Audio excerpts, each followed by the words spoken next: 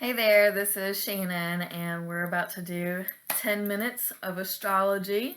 And today we're going to be talking about the new moon coming up on November 23rd, 2022. Don't worry about the houses on this chart or anything like that, because it's based on my time zone here in Greensboro, but it will be the same across the world, just the houses will not be, and we're not going to discuss those here. But if you ever do a reading with me, I would absolutely discuss the houses with you in an intensive reading. We're going to move on because we only have 10 minutes. So this new moon, as you can see here on my screen, you can follow my little mouse. The new moon, I just wanted to check something, starts here at 1 degree in Sagittarius. Before we really get into the new moon, though, I want to talk about what a new moon represents quickly. It represents new beginnings, fresh starts, uncovering things that are hidden, or having things that are hidden in some sense, because a new moon, things are very kind of darker. And a new moon, if you're a woman who goes through her cycles with the moon cycles, I'm talking really feminine here, because you should absolutely put your cycle around the moon cycle. So from this moon cycle forward, if you have your woman's time between now and up through the full moon, it will be more painful than the full moon, going into a new moon. And anything during a new moon is going to be more painful because you're leading up to a full moon. So you want to be wary of not getting into any accidents or things like that, especially because it's in Sagittarius. Sagittarius is one of the clumsiest signs. Watch your step, especially we're here at 1 degree. 1 degree, they're just learning how to walk. So definitely be careful about where you're going. I've already gone on too long about this, so I really want to talk about this kite that we're seeing here. So a kite in astrology is a beautiful alignment. It comes with a lot of it's a beautiful alignment. And I want to discuss it here and all of its positivities. So I've already said that we have the new moon in Sagittarius at 1 degree. This is going to be, here we have a sextile. So a sextile is it's like your opposite element. So earth and water, air and fire. So here we are sextile Jupiter and Neptune. So this is a really big sextile. This is a really big kite that we're trying to kind of bring together as. So that's not as pertinent as something like this trine where it's less, degrees in between. So I usually predict and talk about things that are exact. Like here you have an exact new moon at 1 degree, 37 minutes. I usually do it with the same degree, like 1 degrees and 2 degrees. Like this, Mercury and Venus, 9 and 10, they're a degree off. I usually wouldn't incorporate it, but specifically for this reading, I plan to. So Mercury here at 10 degrees conjunct Venus here at 9 degrees, and it's slowly going to be the sun and the moon are on their way to also being conjunct these two.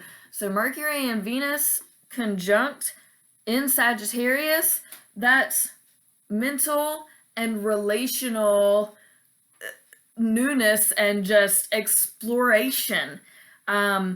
Mercury is all about that communication. The original mythology behind Mercury is Hermes. It's the god that communicates between all the other gods, specifically the underworld and the rest of, godly society.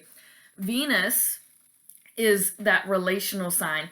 So with it being in Sagittarius, which is all about this just knowledge and intellect, studies, philosophies, your relations and your communications around these specific genre of life is going to be more prominent and more pronounced during this time. Very exciting. And then we have, so I'm going to go back to the Uranus, Jupiter, trine Lilith down here. Lilith is in Cancer. I've talked about this alignment in past videos. Lilith in Cancer is intense. Emotionally intense and like not always in the right place and kind of directed towards family, and there's like some underlying bullshit going on, but it can also be a bit healing. It's like it's hard to truly encapsulate Lilith because that's such a dark history. So Neptune and Jupiter coming together, so this is expansion in the ethereal. And right now Neptune is retrograde, so it's the ethereal kind of going in reverse. Like you're kind of losing that spiritual connection that we just kind of went through when they were more conjunct. But because this is trine Lilith, this is a good quality. So trine is air with air, water with water. In this case, it's a water trine. And we essentially have a grand water trine here, but it's not just that because we have the kite formation. There's a lot of good things going on, basically, is what I'm trying to say. Especially, this is the day before Thanksgiving. So we have, with Cancer here, it's a lot about the family, specifically the mother. You should be having good conversations with mothers and grandmothers and the females of your life, really, but specifically on the mother and how mother is going to help you through whatever it is that you're going through, and to really have that deep connection here. With Jupiter and Neptune, it will bring you to a bigger spiritual, higher power. With it trine the sun and moon, which is really not trine because the sun and moon aren't in Scorpio anymore. This is a very large trine, so I really kind of don't even want to talk about it. And then we have the opposition here to Pluto. So this big transformation, it's either going to really help and it's really going to send you forward because oppositions are like either your best friends or your worst enemies. You're either going to learn from it and you're going to like it, or you're not going to be able to tolerate one another. So you're either going to transform and really come up out of this and have a fantastic relationship, which Capricorn is more of a solo sign. So it's about growth and leadership. So it may be that you're even leading your own mother. And then here we have a sextile, which is a pretty good sextile between Pluto, Jupiter, and Neptune.